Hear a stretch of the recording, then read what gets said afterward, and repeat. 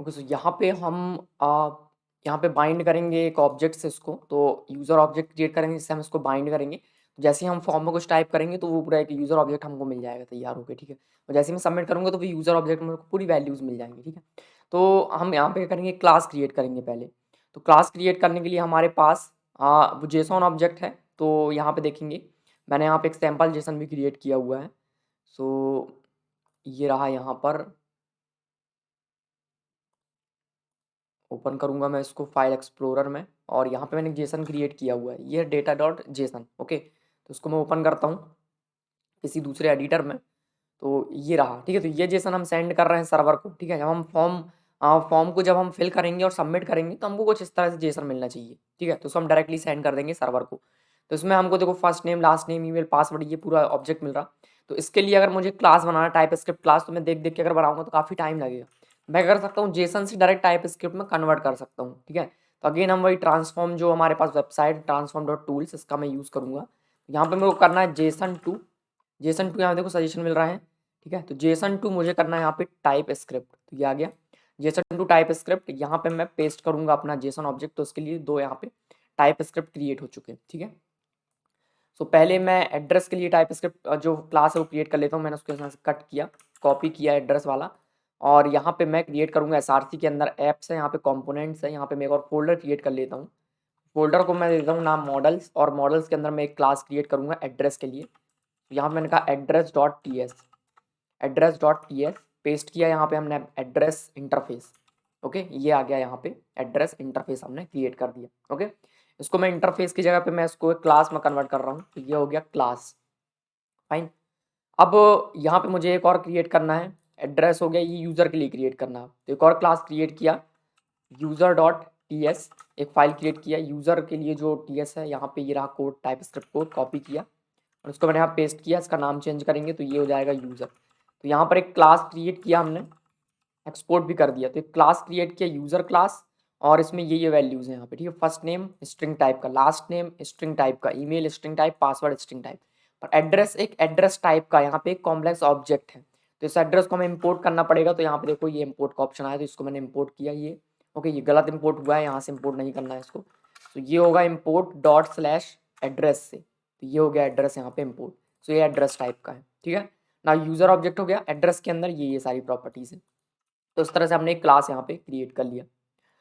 अब हमको यहाँ पर क्या करना है कि जो हमारा मॉडल, जो हमारा register dot component dot T S है, यहाँ पे हम एक ऑब्जेक्ट क्रिएट कर लेंगे यूज़र का। तो ये जो नेम है इसकी ज़रूरत नहीं है, तो यहाँ पे मैं क्रिएट कर लेता हूँ। मैंने कहा user is equal to user of type user, import करेंगे। ये हो गया इंपोर्ट, ओके, ये हो गया।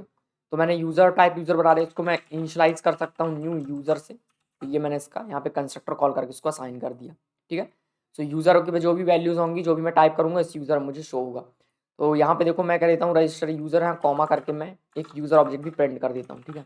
यहाँ पे मैंने लिखा CLG कंसोल डॉट लॉग, और यहाँ पे मैंने इस यूज़र को प्रिंट किया दिस डॉट यूज़र। तो जैसे ही मैं सबमिट करूँगा तो इसके अंदर देखना आप वैल्यूज़ आपको इस ऑब्जेक्ट में फिल होके मिलेंगी, ठीक है।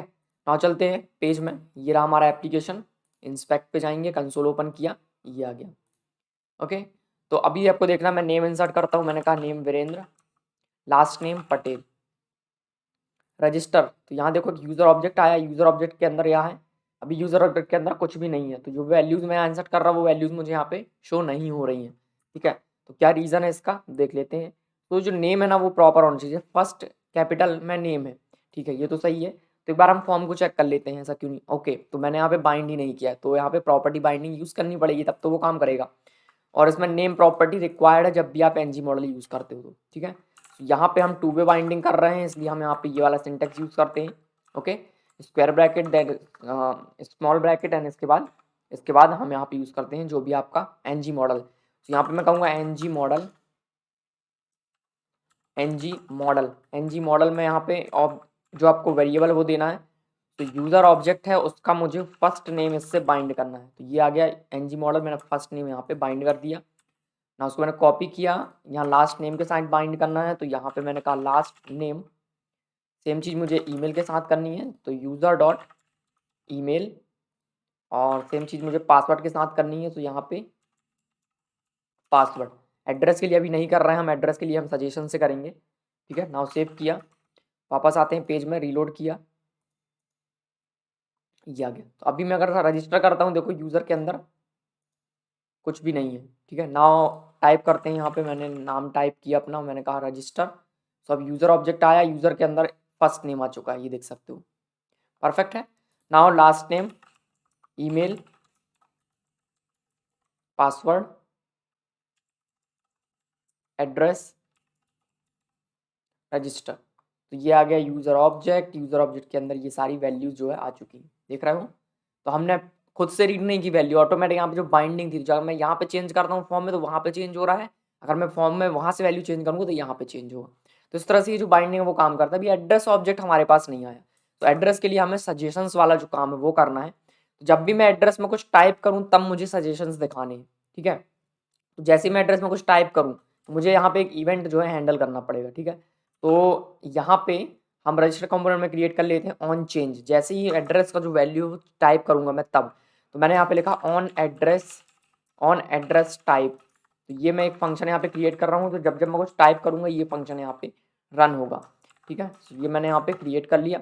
ना यहाँ पे मैं लॉग स्टेटमेंट लगा लेता हूँ, मैंने यहाँ पे लिखा